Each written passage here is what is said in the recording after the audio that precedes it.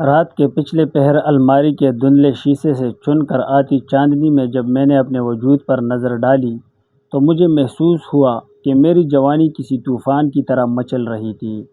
عامر کی دن بھر کی محنت اور اس کا گرم لمس میری سنسان زندگی میں حرارت بھر دیتا تھا، لیکن میرے دل و دماغ پر سمیہ کی کہی ہوئی وہ زہریلی باتیں چھائی ہوئی تھی جو اس نے جاتے جاتے میرے کانوں میں انڈیلی تھی۔ سمیہ میری پرانی دوست تھی جو شہر کے سب سے امیر ترین گھرانے کی بہو تھی۔ گاڑی، بنگلہ، نوکر چاکر، سب کچھ اس کے پاس تھا، لیکن اس کی آنکھوں میں ایک ایسی پیاس تھی جو کروڑوں روپے بھی بجھا نہیں سکی تھی۔ اس کا شوہر اپنی رنگرلیوں میں مست رہتا تھا اور سمیہ ایک ویران محل میں گٹ گٹ کر جی رہی تھی۔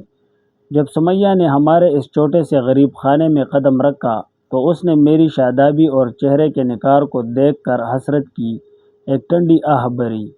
وہ میرے قریب آئی اور میری کلائیوں کو چھوتے ہوئے مدہوش کن لہجے میں بولی، صنم، تیرے اس روپ کی شادابی کا راز کیا ہے؟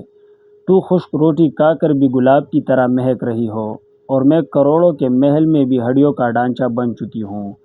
میں نے سادگی میں ہنس کر کہہ دیا کہ یہ سب عامر کی بے پناہ محبت اور راتوں کی دیوانگی کا اثر ہے۔ بس میری یہ بات سننا تھی کہ سمیہ کے چہرے پر ایک عجیب سا جنون رقص کرنے لگا۔ اس کی آنکھوں میں ایک شیطانی چمک ابھری اور اس نے میرے کان کے قریب منہ لا کر ایک ہولناک بات کہی، صنم، اگر تیرا شوہر صرف ایک رات کے لیے مجھے وہی توجہ اور حرارت دے دے تو میں بدلے میں تیرے قدموں میں اتنی دولت انڈیل دوں گی کہ تیری 7 نسلیں بیٹھ کر کھائے گی۔ پہلی بار تو میرا خون کھول اٹھا اور میں نے اسے دھکے دے کر گھر سے نکالنے کی کوشش کی، لیکن سمیہ اگلے ہی دن نوٹوں سے بھرا بیگ اور سونے کے کنگن لے کر پھر آئی۔ اس نے نوٹوں کی گڑیا میری گود میں پٹخ دی اور بولی، مرد کو کون سی عقل ہوتی ہے؟ غریب آدمی ہے، لالچ دیکھے گا تو خوشی سے پھولے نہ سمائے گا۔ تم اپنے اس جسم کو اس تپتے ہوئے کمرے میں کیوں جلا رہی ہو؟ مان جاؤ میری اور اپنی تقدیر بدل دو۔ نوٹوں کی مخصوص خوشبو اور سونے کی چمک نے میرے ضمیر کو سلا دیا۔ مفلسی کی تلخیوں اور کچن کے تپتے چولہے نے میرے ذہن کو ایسا سن کیا کہ میں نے اپنی حیا اور شوہر کی غیرت کا سودا کرنے کا بھیانک فیصلہ کر لیا۔ جب عامر مل سے تھکے ہار کر لوٹے تو میں نے سمیہ کے دیے ہوئے کنگن ان کی ہتھیلی پر رکھ دیے اور لرزتی زبان سے سمیہ کی پیشکش ان کے سامنے رکھ دی۔ عامر کا چہرہ صدمے سے سرخ ہو گیا، ان کی آنکھوں میں شدید درد اور غصے کی لہر دوڑنے لگی۔ انہوں نے وہ کنگن دیوار پر دے مارے اور داڑتے ہوئے کہا، صنم، تو نے مجھے ایک بازار کا کھلونا سمجھ لیا۔ میں حلال کی روزی کمانے والا مرد ہوں۔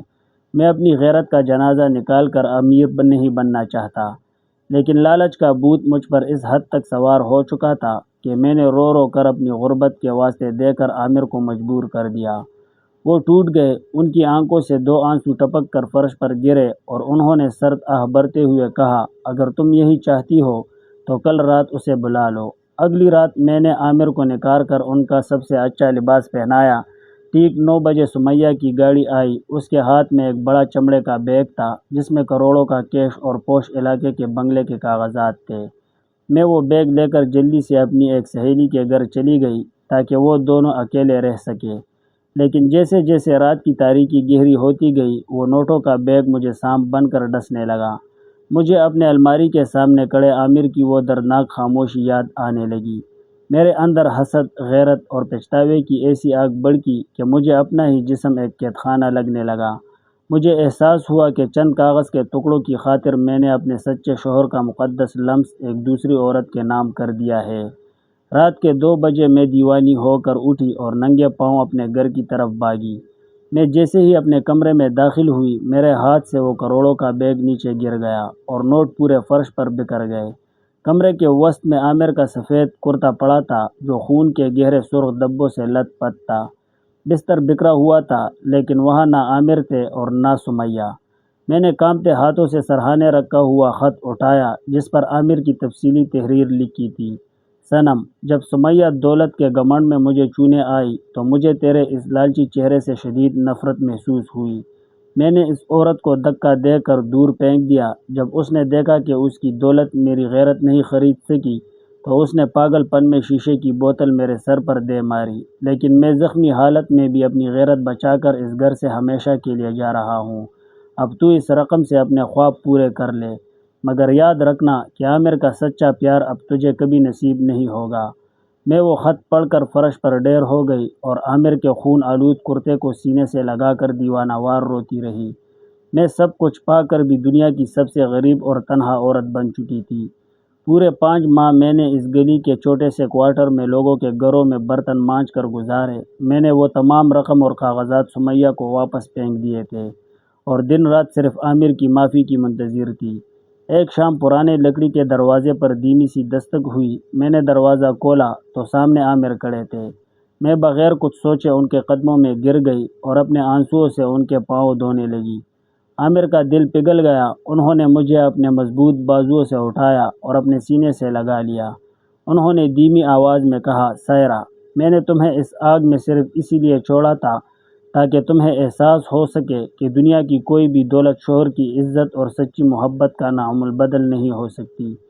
اس رات مجھے سمجھ آئی کہ عورت کا اصل سرمایہ اس کا نکھار اور اس کی خوبصورتی صرف اس کے شوہر کی سچی محبت ہوتی ہے۔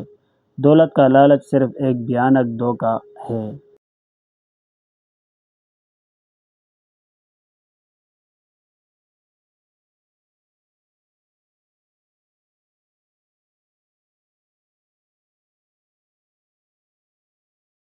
السلام علیکم خواتین و حضرات۔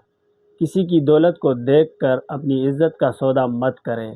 ویڈیو اچھی لگی ہو ویڈیو کو لائک کریں، اپنے دوستوں کے ساتھ شیئر کریں، چینل کو سبسکرائب کریں، نوٹیفیکیشن آل کے نشان پر کلک کریں تاکہ آنے والی ایسی ہی سبق آموز کہانیاں آپ کو ملتی رہے۔ ملتے ہیں اگلی نئی ویڈیو میں، تب تک کے لیے اجازت دیجیے۔ خدا حافظ۔